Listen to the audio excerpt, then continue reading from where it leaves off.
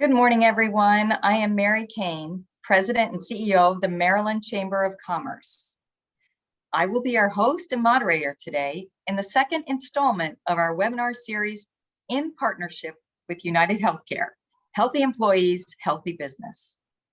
We've partnered up with UnitedHealthcare for this series to bring together healthcare experts and health and wellness professionals to explore wellness from the employer's perspective. Managing a business, small or large, means making sure your employees stay healthy and productive. Through this series, we will continue to explore how employers can encourage and support whole person health for their employees and embrace wellness as a business model for success. Today's episode is titled Physical Wellness: Healthy Employees Make for a Happier Workplace. Fitness is a critical piece of every effective corporate wellness program. These initiatives can range from providing access to fitness centers and employee fitness challenges to host family-friendly fun walks or giving out wearable devices. We'll explore what works for small and large employers to keep your team moving and physically fit. A big thank you to UnitedHealthcare for sponsoring this webinar series, for giving us the platform to make this important information accessible to Maryland employers. And it is my pleasure to introduce our panel for today's discussion. Lori Armstrong has 27 years of experience with UnitedHealthcare, serving in account management leadership roles for both public and private sector employer groups. In the role of Vice President of Account Management, Lori has overall responsibility for the retention and growth of existing large group, fully insured helping them to develop and executing long-term strategic benefits, planning objectives that both control costs and improve health and well-being. Welcome, Lori. It's good to see you again. Amanda Dimmick is the Director of Wellness at Hood College in Frederick, Maryland, where she promotes the well-being of students, faculty, and staff. In this role, she developed programs and policies that promote and strengthen the 8 dimensions of well-being. Amanda received her Master's of Science in Political Health from the Johns Hopkins Bloomberg School of Public Health in Baltimore. Thank you for joining us today, Amanda. And for the past 17 years, Lois Hendrickson has worked as a school nurse. Currently, she is with the Primary Day School in Bethesda, where she has been the chairperson of the Health and Wellness Committee for more than 5 years. Prior to that, she worked as a clinical instructor in nursing education and has taught across a variety of nursing roles. She earned a Master's of Science degree in nursing from the State University of New York in Buffalo and a Bachelor of Science in nursing at Albright College. Lois is consistently looking for ways to motivate and encourage integrating healthy habits into her fellow employees and students' lives. Welcome, Lois. And now we have Patty Lynch, who is the Acting Director of Marketing and Communications at Stonebridge School of the Sacred Heart in Bethesda, Maryland. She has served as the chair of the Health and Wellness Committee for Employees since 2015. Patty previously spent 13 years in pharmaceutical sales in the DMV. She is a proud graduate of Villanova University and has her MBA from the University of Notre Dame. Patty considers herself a workout junkie, having played sports all of her life, and is training for her first 10K in April. Thank you, Patty, for joining us today. And we have Irene Myers-Thompson. She has been with UnitedHealthcare Group since 1991, and her current role as client manager is dedicated to representing Optum's clinical and wellness solutions to the businesses throughout the Mid-Atlantic. Working across the organization, Irene develops solutions based on the customer's data and culture. Irene holds a Bachelor of Arts degree in psychology from the University of Maryland and a health and wellness coach certification through the Well Coaches Corporation. Irene firmly believes in the power of a positive attitude, and she never says no to chocolate. I agree with you there, Irene. Welcome, Irene, and thank you all for being here today for this important discussion. So I'm going to start with a specific question for each of you, and then we'll ask a few questions of the group, where anyone is welcome to chime in. So we would also like to take questions from the audience. Type your questions in the Q&A window, and we will be working your questions in when we have time. So first question goes to you, Irene. We understand the individual importance of physical wellness, but can you help to lay out the business case for the importance of a wellness program that empowers more physically healthy employees? Absolutely, Mary. Thank you so much. Happy Thursday, all of you from Maryland. When we think about these people coming to work, right, you open these double doors and you have a captive audience 40 plus hours a week. Turn those people into trucks. Let's just say I have 1,000 trucks in my fleet. I service half of them in a given year. The other half I don't service. I'm not doing tire rotation. I'm not doing oil changes. It's common sense that the half that were managed and taken care of are going to produce and give me a better outcome for my organization. We know people are not trucks, right? We're very complicated individuals. We have different needs. But when you take the time to focus on that individual and help them help meet them where they are and help them develop a program that's going to make them happier and healthier, you're going to get that return to you in twofold. The other thing I like to point out, Mary and team, thank you all for joining today, is when you think about chronic conditions, sedentary lifestyle, obesity, that is really the springboard. So those double doors of the organization, you're leaving them open for anyone to come in and inhibit the progress of the organization. So when you create these programs on site that are inclusive for everyone, regardless of lifestyle and choice, then you are stemming the tide for that development of chronic conditions, hypertension, cholesterol, diabetes, which about over 10% of our population has. And diabetes always has friends. So that's why we say start with a good program that makes everybody feel welcome, not just the marathon runners and the worried well, but it's inclusive for everyone to participate. And it builds a stronger culture. And people in the finance team get to know the people in the contracts department on a personal level. When it becomes personal, there's a little bit of emotion and we all interact more positively. So thank you. Wow, that's great. Thank you very much. And that's so true. Patty, how can companies take their employees' wants and needs into consideration when instituting fitness initiatives? Thank you, and it's great to be here today. I work at Stonebridge School of the Sacred Heart, and we have about 200 employees. So what we did about 6 or 7 years ago through Educational Benefit Services came to us and wanted to get our school environments more engaged and healthier living. So what Stone Ridge did was formed a committee. That was the first thing we did. And it started in our HR department, but it was a simple call out to the whole community of who would be interested in joining a health and wellness committee to involve everybody in the school. And that basis committee brought a real diverse group in, which I think helps us kind of encompass what people would like in our school. So for example, right away, of course, the nurse joined our committee, a counselor, but we had somebody in our lower school, a teacher in the lower school, a teacher in the middle school, our upper school, head of school. So various teachers joined the committee and our formation to mission, which also kind of overlaps with health and wellness. So working together, we meet about weekly, not weekly, monthly, every 6 weeks, and we talk about different ideas that we can engage our community.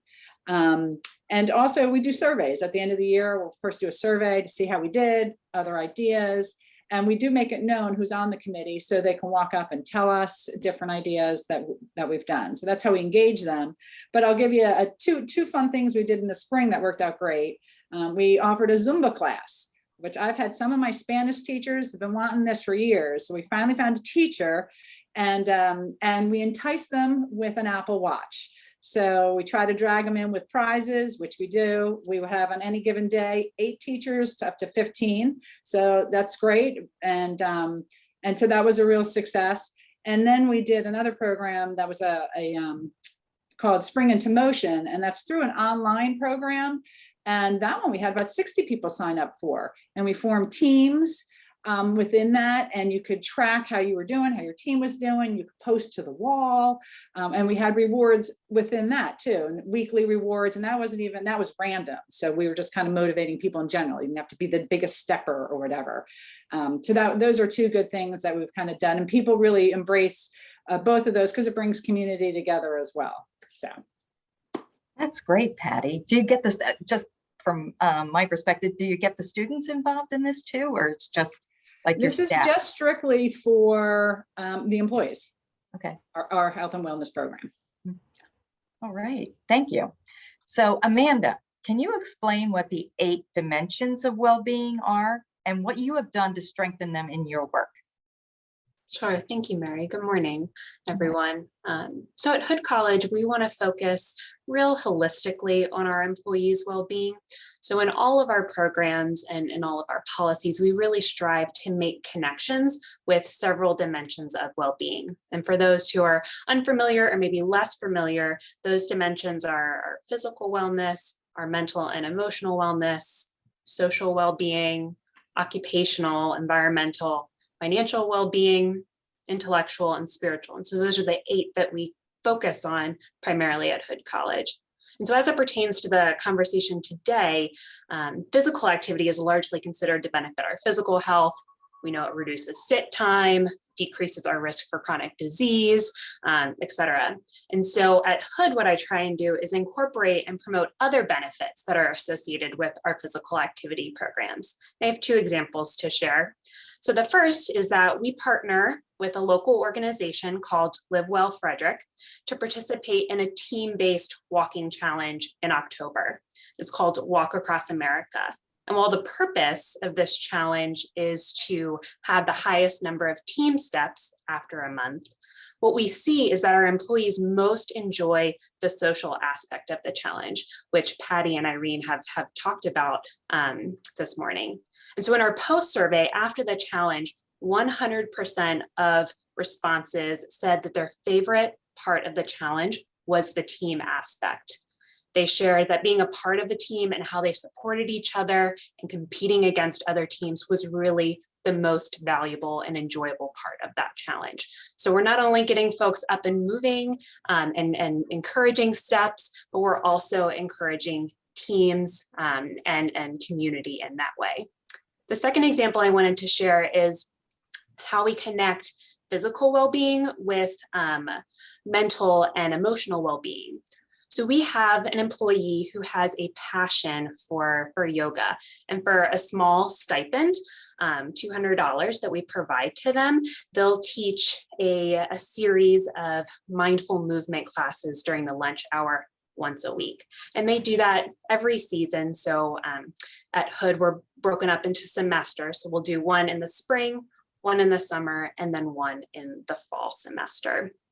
And so yes, we're getting employees up out of their chairs to stretch, but this is really an opportunity to focus on that mental and emotional well-being through mindfulness, imagery, and breathing. That's all incorporated into the yoga sessions. That's great. And it's wonderful how you can find someone within your group to do that for you. So Lori, how might fitness campaigns and challenges look different for large and small companies? Well, I think it really all starts with the culture of the company. So, fitness campaigns and challenges will be successful if the company's culture emphasizes well-being, and that's regardless of size. Now, having said that, some larger companies might have more resources to allocate to fitness challenges, as well as staff to help develop and communicate across the workforce. But, this is an area where our UnitedHealthcare field account managers can assist our customers regardless of size by brainstorming on ideas and providing employee communication templates.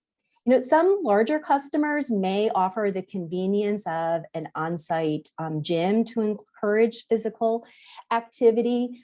But as an alternative, small companies may want to think about forming a walking club at lunch or after work, mapping out a path that they can follow, or even within their building, using floor or wall stickers to map out a route and incorporate the number of steps as they weave through, their building or their office, or honestly, a plant floor. I would also encourage companies to think about incorporating incentives. So it talked about Apple Watch, for participating, but, think about incentives to drive engagement and participation. Those incentives don't necessarily need to be monetary or gift cards. It could be as simple as an extra day of PTO to the employee that has the highest step count in a given week. I would also say, think about your business. What can your business offer your employees? And what would excite your employees to participate? So utilizing that survey to gauge their feedback. But really, fitness challenges can be successful regardless of the size of the company, and they don't all need to look the same. That's really great. Thank you very much, Lori. So now, Irene, talk to us about how a company might go about incorporating fitness initiatives into the workplace, and what components do you recommend or would suggest companies consider? Yep, thank you, Mary. So the first thing I would say, and Patty alluded to this earlier, is ask your employees what they want. She had her teachers that wanted a Zumba class. So when you kind of get the pulse of what the population wants, it not only gives you good participation, but then the population says, wow, you know what? They're kind of being thoughtful about this. So they really do want to make this successful. It's just not kind of a flash in the pan thing. When you think about the building blocks of a program, your senior leaders really should walk the talk, right? So they don't need to be 100-miler cyclists, but they need to set an example so that trickles down throughout the organization. As you're asking employees what they want, I think Amanda talked about this earlier, or Patty, have champions. Not always the worried well, but have champions in each area that bring a different viewpoint and can help promote the program. Wellness doesn't sit with just HR or the compensation and benefits team. It really should be spread out. So when you have a representative and a vested interest in each part of the organization, then you've got that constant voice that will always remind people. And we talked about a little bit about incentives, but when you're talking about what could companies consider, as our communities start to reopen, think about those small businesses that have been struggling, and maybe you can consider those for your incentives. So if there's a local outdoor store, buy a kayak from them. And I got to go on record. I swear, I say, before I retire, one of my customers needs to raffle or make a kayak part of our paddleboard as one of their incentives. It's a great way to get out, and you pair it with a park pass for Maryland state parks. I mean, what a great way for people to see everything in our wonderful state, right? So I'm always a big fan of the kayak and the paddleboard. But think about those those small businesses that are just reopening, and cooking classes or any type of goods and services that they provide that you can make as part of the incentive, because you're not only building employees back together in the workplace as we start to return to work, but you want the communities to continue to start to play a part again after our 2-year break. We know the mental health piece is key. I would always say, when you are promoting wellness, creating this initiative, the physical and the mental are very connected, and we know that like attracts like. Remember the resources of your health insurance carrier. They have a host of wellness resources that often aren't tapped because people aren't aware of them. So use that health literacy initiative to get that word out there. Also promote your employee assistance program. That is a counselor in your pocket 24 hours a day to ask any question when it's tapping your brain at 3 o'clock in the morning. So think about the group challenges that do great for the social, which we're all craving right now, right? But start with those champions, walk the talk, trickle it down, use those group challenges to build connections again as people return to work, and you'll start to see the success over time. Those are fantastic ideas. I love about incorporating the community and some of the smaller businesses in the area with your challenges. That's a great idea. Okay, now Lois, how can companies help employees integrate physical well-being into their daily lives? Thank you. What we did, I work for a school that's a smaller school. It's 38 faculty and staff. And what we wanted to do was get them to exercise in what we have a committee, wasted physical time.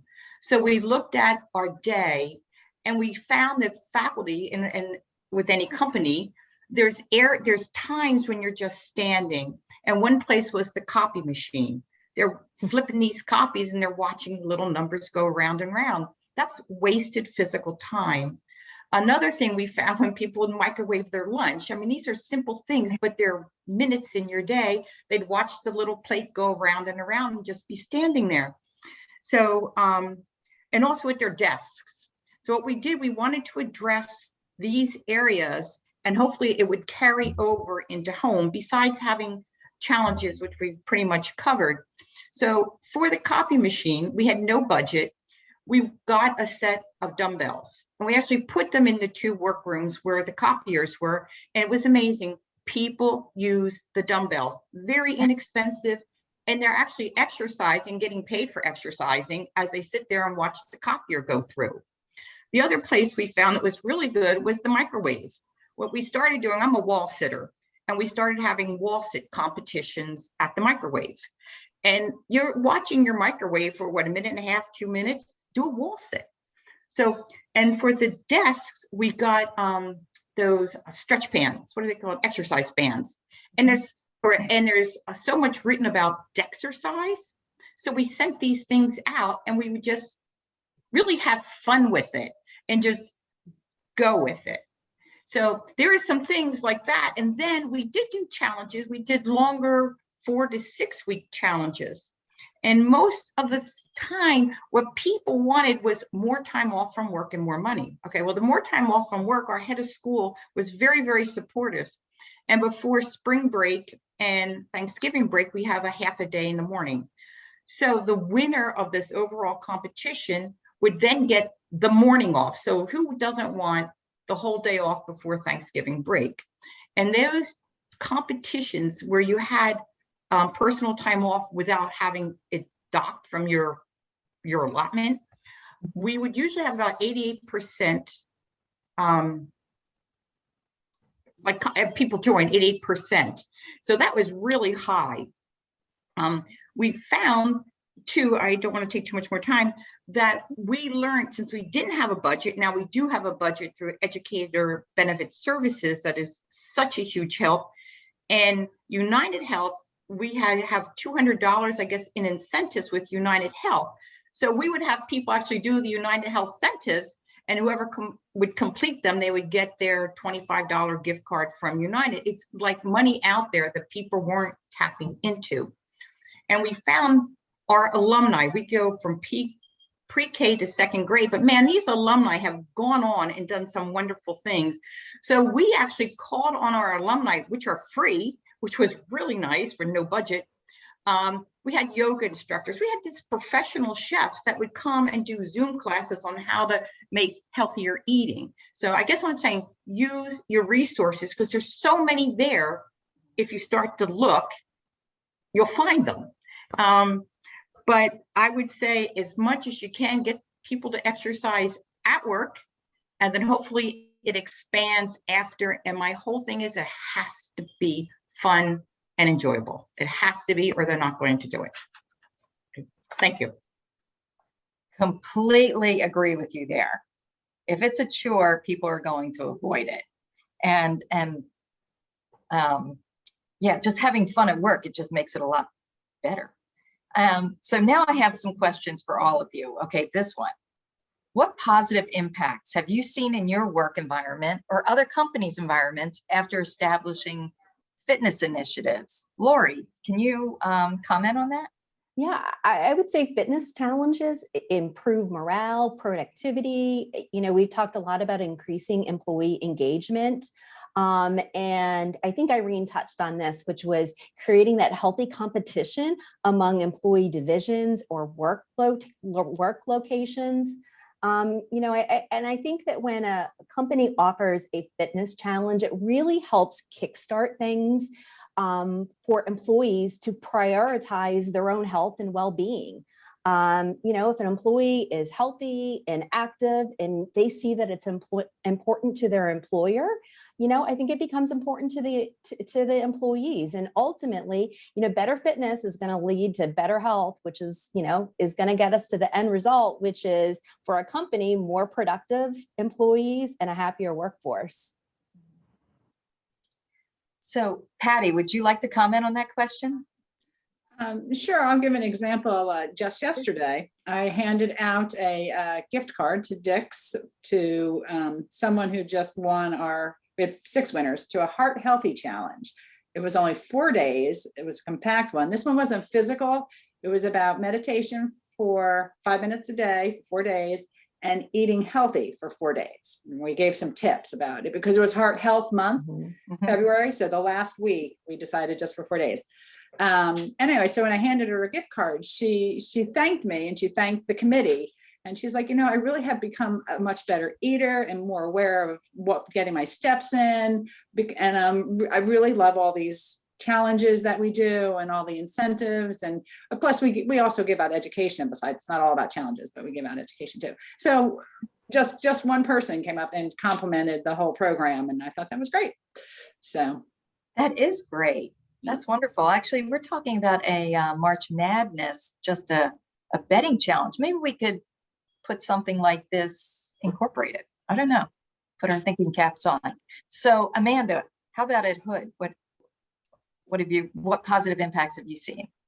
Yeah, so like Lori said, the connection of employees, not only within their teams, but across different disciplines and how they collaborate through challenges. So Hood is a rather small college, and our employees are doing a lot of work. And so they're isolated or kind of siloed in their offices or in their teams just to get, the daily tasks and things done. And so when we have these opportunities for challenges or programs during the lunch hour or after work, we really see that collaboration between our accounting department and our campus safety and our dining folks. And there's just that interaction, which is really, really lovely to see, especially in a world after COVID, where we want to create and build community. I'll also just share one other thing. We're fortunate enough to have a lovely campus, and we have a number of historic trees that are on the historical tree registry in Frederick. And so we've mapped out on campus a walking route that's a tree tour. And so for businesses that maybe have a park nearby or something like that, something unique about your workspace, really highlighting that. We do, especially as we're getting into spring, we really promote that to see the changes in the trees. And that helps folks to feel connected to the college, and for us, the history and tradition that's really important to our community. It helps connect them to that as well, which is great for job satisfaction and morale and company culture. That's great, Amanda. It's kind of giving us some ideas since we're located in Annapolis, Maryland, which is, if you haven't been here, it's absolutely beautiful. And spring coming up, that's a great idea. So Lois, how about a primary day? What do you think? What positive impacts have you seen? Well, with COVID, it was very stressful, and there's constant changes for faculty, staff in relation to students. Are you in school, out of school, virtual, or in school? And morale was going down and stress was really going up. So once again, what could we do to alleviate the stress and for faculty and staff really to enjoy themselves more at school? One thing we noticed that everybody was constantly on their cell phones. Where were they looking, CDC, whatever they were doing. So we started a digital detox challenge, which was difficult at first, but it wound up actually being a lot of fun.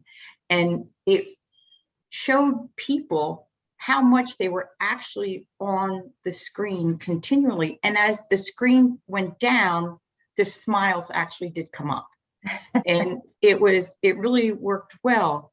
So because that was a very positive impact overall throughout the whole school, to be more focused where you were at the moment, not the FOMA, fear of missing out, so that was really positive. And I think that is, that was just a very positive step for us. That's great. I love that. And Irene, what do you think about this? Positive impacts in your work environment, or even examples of other companies? Yep, I'll say anything that builds that emotional connection. I always say, that one person you work with in that one department, and they're just a jerk. I don't like them. So guess what? Now I'm in a walking challenge or a fitness challenge with this individual. You know what I found out? he rescues dogs on the weekend, or he volunteers at assisted living. It gives you a whole different perspective on a person. So sometimes we never know what we're bringing to work, but when you learn what people do after work, then you just have a whole different level of respect for them, builds a better culture. I will tell you, one of the entities I used to work with at City of Baltimore, they were the meter people. So they would put the tickets on people's cars. And when I went to their offices, I was blown away by their positive culture. They made eye contact with me every time I walked down the hall. Good morning, Irene. How are you today? I hope you have a great day. And I had to stop one of their, I think she had a title of like lieutenant because she was in the city division. And I said, I can't help but notice how positive all of these people are in this building. She said, I'll tell you why, Irene, because they know when they walk out of those doors, they have water bottles thrown at them. They will be cursed. Nobody wants to see a meter reader put a ticket on your car. So it was almost like a survival mode. Like they knew that a culture of wellness in the workplace mattered. So just that personal interaction. I'm a huge hugger. So 2 years of not hugging has kind of been painful, but I'm also big on eye contact and looking at people, because when you look at people in the eye, you tell them that they matter.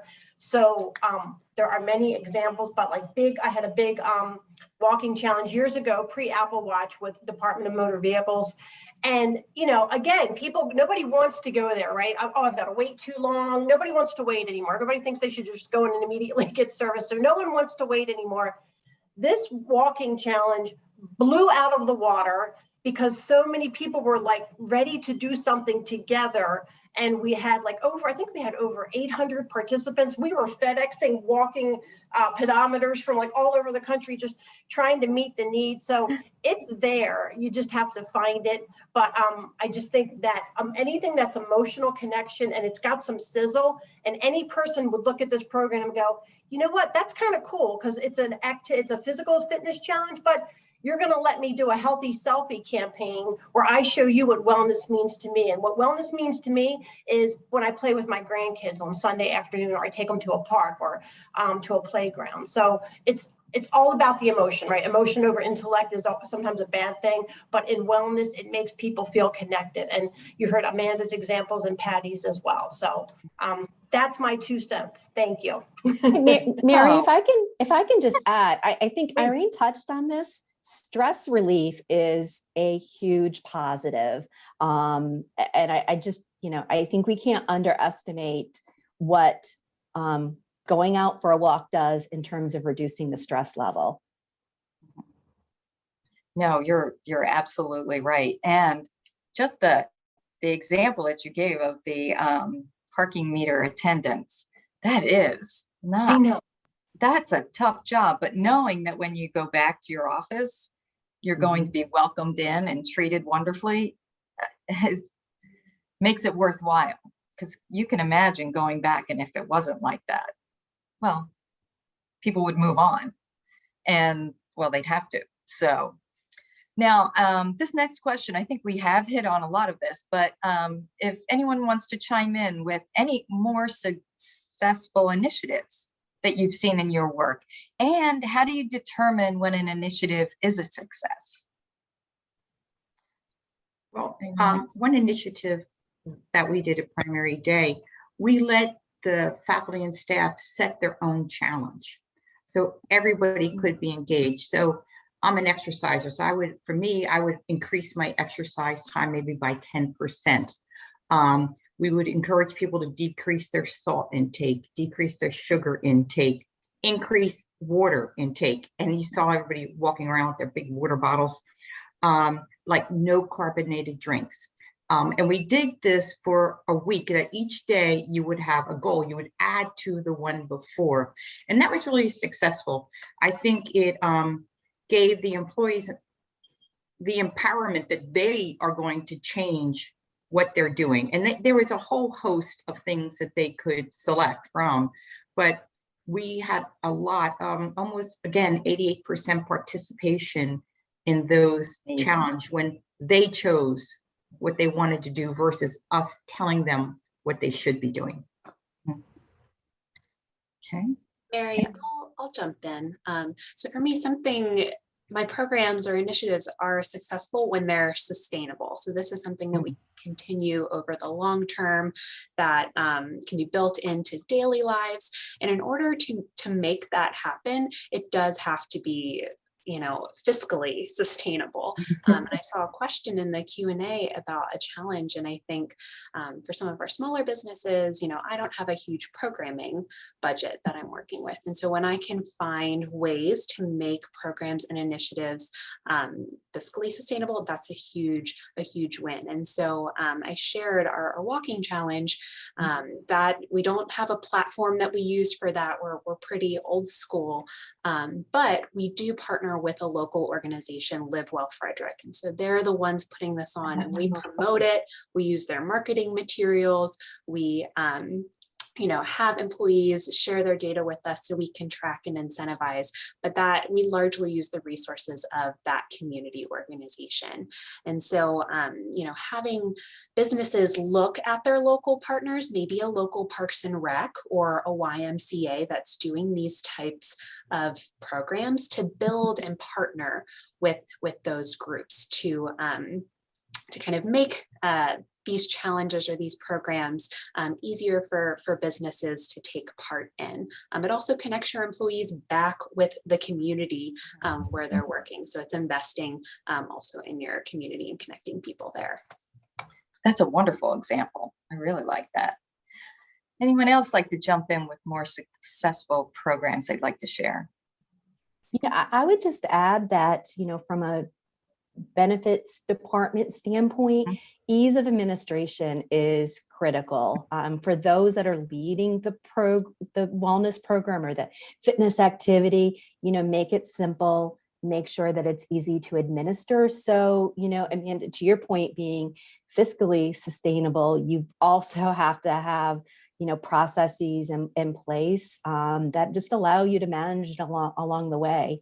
You know, at UnitedHealthcare, we have a lot of turnkey wellness programs for our employer groups. I mean, Motion is one of them that, you know, incents members that have the Motion program to track their daily activity. So, you know, we're looking at them achieving through the use of devices. So whether it's your Fitbit or a Garmin device or an Apple Watch, but it allows members to track their daily fitness based on frequency, intensity, and tenacity. So, you know, we're looking for them to earn incentives by, you know, achieving 300 steps in 5 minutes, at least once a day, or at 6 times a day, plus a 30-minute interval of continuous exercise.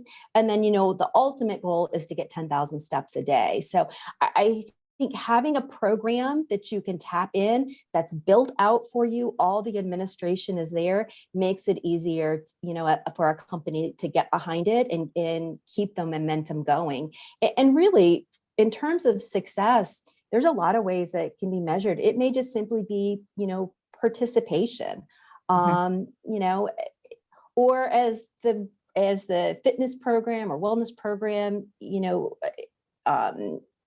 it is in for multiple years, it may be actually looking at the outcomes. So how many pounds are being lost? I mean, what's the total amount of steps, not just participating? So I think there's a lot of different ways that you can measure success. And I think the longer you have a program in place, you can sort of migrate from just simple participation to actually looking at outcomes. What are your employees achieving? Great, that's great information. Now, here's another question, and this is for everyone. Have you seen your fitness programs or others in the market serve as strong recruitment and retention tools? So let's see.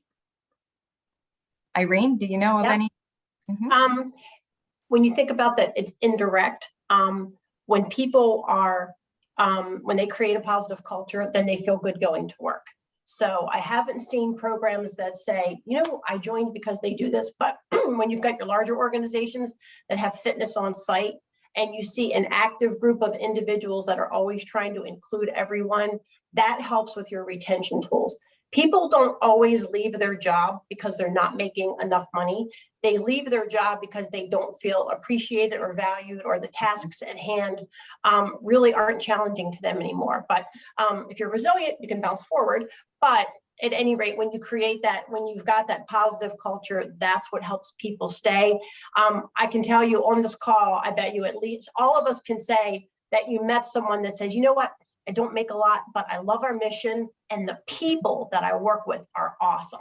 The wellness programs get the people to connect on that emotional level that I kind of hit home a little too much, but that's really kind of the key. It's that culture, because people are always going to want more money, and there's always a limit to that. But when you've got that work environment where people feel valued when they walk through the door, keep in mind, we do not know what's on anybody else's plate after they leave work. So that value that they feel, that validation, it may just come from the workplace. So it's even more important that that 40 hours a week makes those people feel good about themselves. And I'll jump in here. I do know our HR, when they're interviewing people, it's part of the packet that we have a health and wellness committee. So it's mentioned in the employment, come along. And then when we start every school year, our head of school always, she covers the various things, obviously with the start of the school year, but the health and wellness team always gets a little shout out, and the importance of our community joining in and paying attention to all the offerings. And you could pick and choose what the health and wellness committee does. So it's buy-in from the top too. And then I know if people leave Stone Ridge, I don't think they'll get a better health and wellness program unless they go to primary day. Okay, any other comments on that for retention? Okay, we have one question here in the question and answer, and it asks, what are some ways you made your program inclusive for everyone within a company or a school or an organization? I can share just Okay, Amanda. people. So we've talked a lot about fitness challenges and steps challenges, and often those calculate total number of steps. And so when we think about incentivizing and motivating folks, typically we think the person with the most amount of steps wins. And that can be discouraging for folks who maybe are starting out on their physical activity journey, or maybe are not as active or mobile. And so one way to keep folks engaged is, instead of tracking and measuring total steps, is to kind of have a points-based system. So if you're anywhere, 5,000 steps or under in a day, that's 1 point. 5,000 to 8 is 2, and then 8 to 10 or above is 3 points. And so that way somebody doesn't log on and see that somebody has 80,000 steps and I only have 10. They might see the gap being, okay, they have 8 points, but I have 4. So I'm working my way up the points system. So that's one way to kind of keep folks engaged in these challenges that generally last several weeks, so that they don't get discouraged mid-challenge if they have different ability levels. Okay. One thing that we always do, we don't do just step challenges or just a physical challenge. There always is other aspects of it, because there's some people who do not like to walk or do not want to participate in a physical activity challenge. So that's why we always have to increase your drinking water or to meditate. Sometimes just to laugh out loud at least once a day, and that was on a challenge. Or gratefulness, go and thank someone for something they've done. Or we had a thankfulness board, post on the thankfulness board. So our committee has always tried to make that it's not just a physical challenge. There's so many other aspects to us as people that the physical challenge won't work for every employee, but every employee could be grateful or could maybe laugh out loud. And if you can't laugh out loud, that's the employee who really needs to laugh out loud.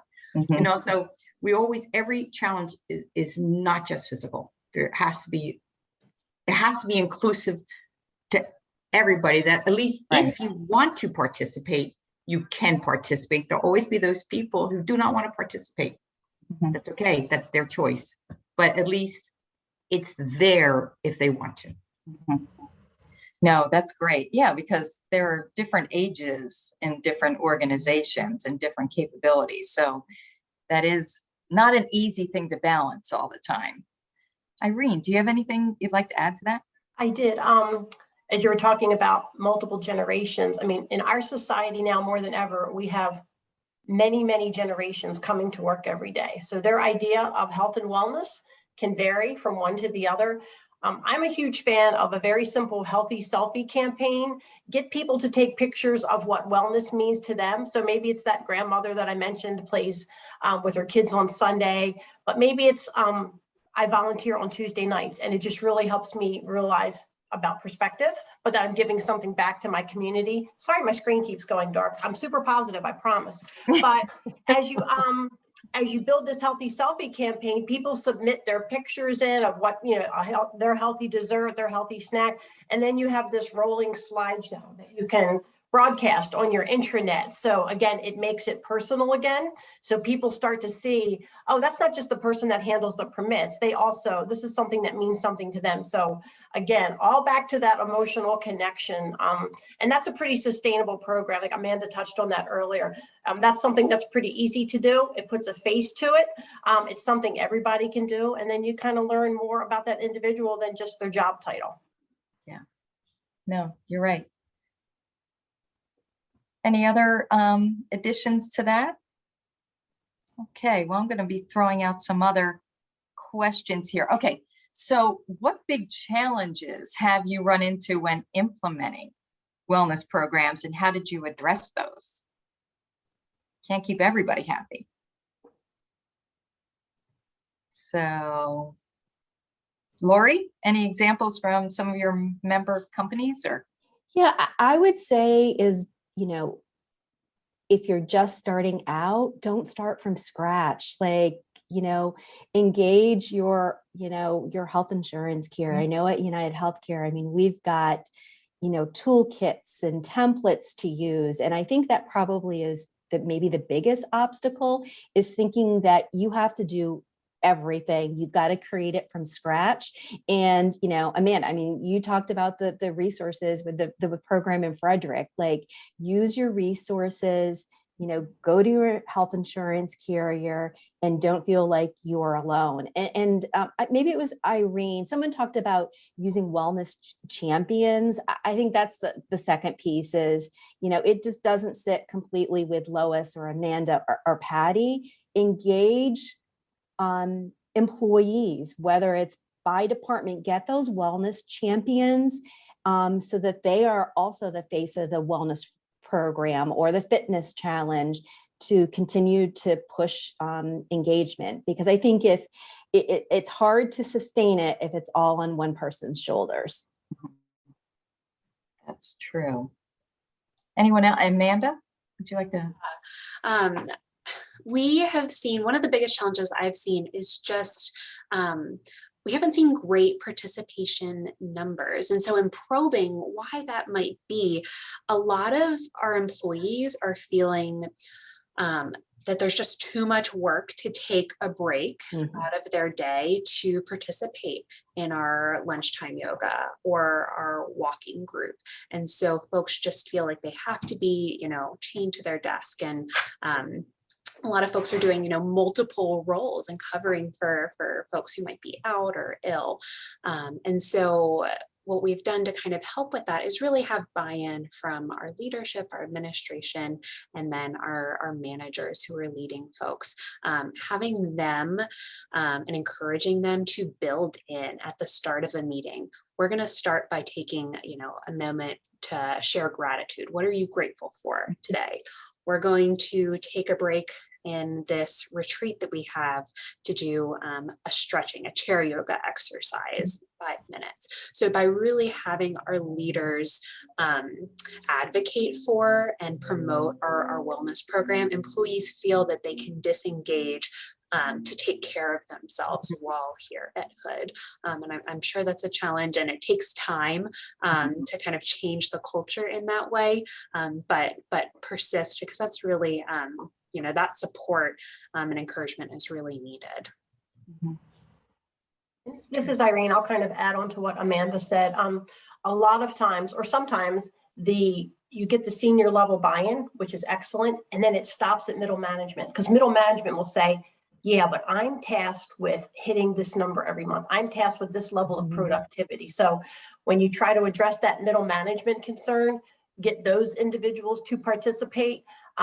Having fitness on site is an excellent use of time. It's efficient, but people who are kind of guarded will say, you know what, I've got this project due. If my boss sees me at this yoga class, they're gonna be like, well, you certainly had plenty of time to go to yoga, didn't you? So you really have to get middle management to buy into the benefit of this, and also link in your safety committee. Safety and wellness walk hand in hand.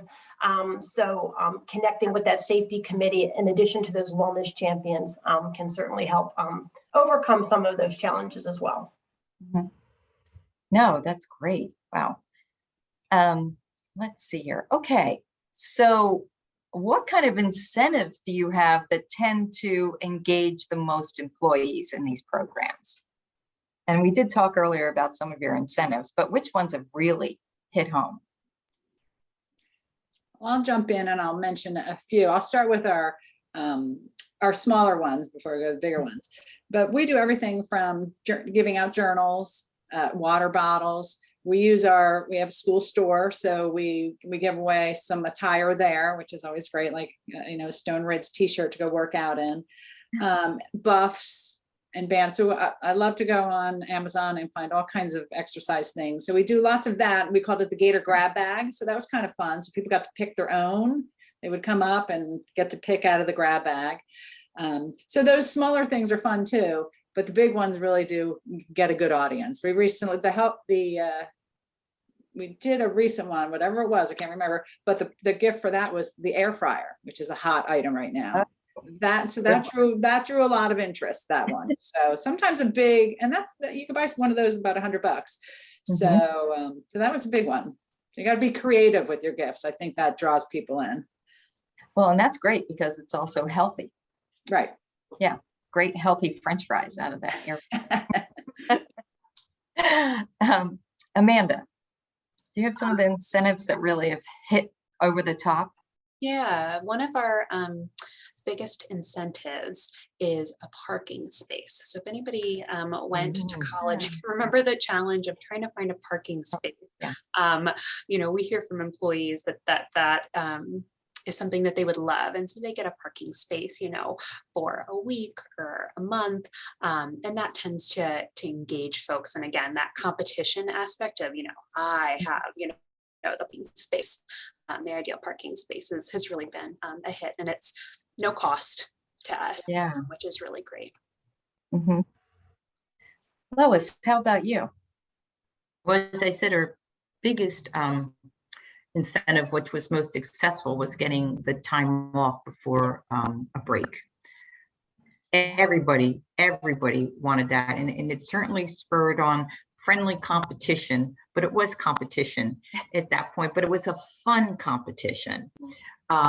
So that's been our most successful, that one. But we also, since we work mainly, it's females, there's only 3 males on staff, all of our incentives are geared to women, really.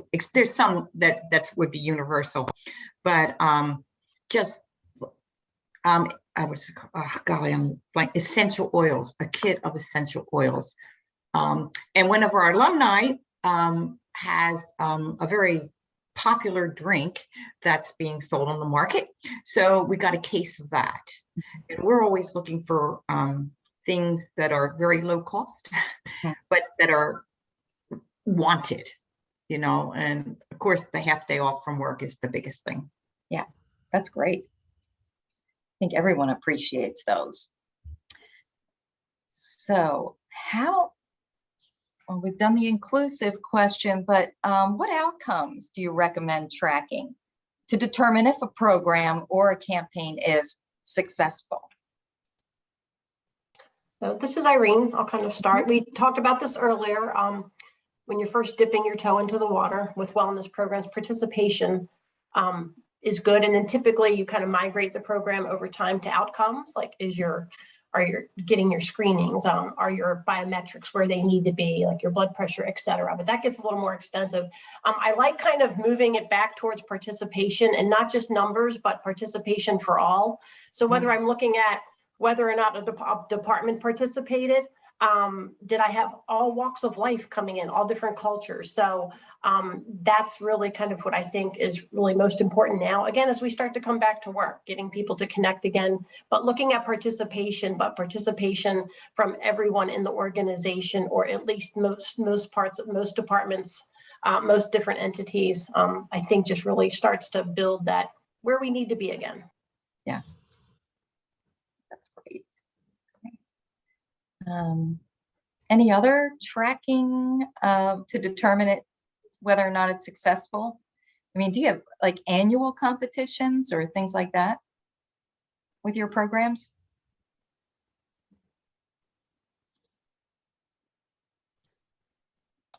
We have competitions, usually a bigger competition in the spring and one in the fall. I mean, we're a smaller program and we only can be stretched so far, but we use through Educator Benefit Services this fall, they had what was called Walktober. And that was fantastic. And they actually supplied you with everything. For me, as the head of the committee, I had actually very little to do. All I would do was print out some of their posters. And I found the best place to hang a poster, if you want people to see it, is on the door that faces the toilet or on the wall that faces the sink, because you're standing or sitting there and you're going to look at your phone and you're going to see something else. So I would hang these posters up, and we had a lot of participation in that. But Educator Benefit Services in this program, Walktober, they emailed the employees every day with articles or menus, and you had competitions between, you formed your own team, and then it was a walking challenge. And then they had different aspects to it, but it was really very, very well done. So I would again say, look at what you actually have on hand, so that you as the committee doesn't have to recreate the wheel, because it's already there. Yeah, when you make it too much work, it's not going to happen. You can't, especially for us during COVID, there was so much extra work that had to be done, and the stress level within the building, sometimes you could palpate it. So you really appreciated when something was very, very well done that you did not have to do.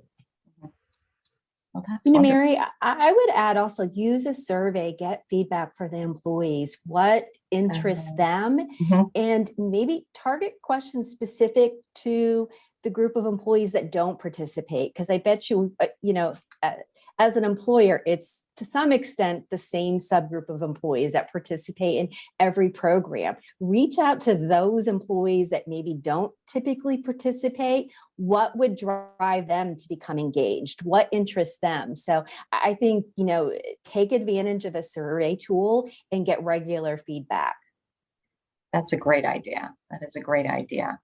Well, it looks like we're coming to a close. That was a pretty quick hour there.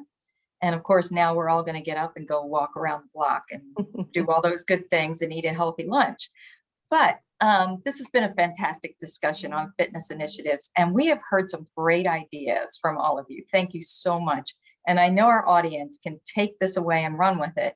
And I think the folks here at the Chamber should be a little scared of what we're going to decide to do in the near future with this. But thank you to all of our panelists for your time and for bringing your expertise to this discussion today. A recording of today's webinar will be posted on our YouTube channel later today and will be emailed to all the registered participants as well. So thank you again to UnitedHealthcare, our sponsor of this webinar series. This was just the second installment of our 4-part series, Healthy Employees, Healthy Businesses, supporting whole person wellness as a corporate model for success. So look for details coming soon on the 3rd episode, which we will be hosting in May. Thank you again for joining us and have a great rest of your day. Thank you.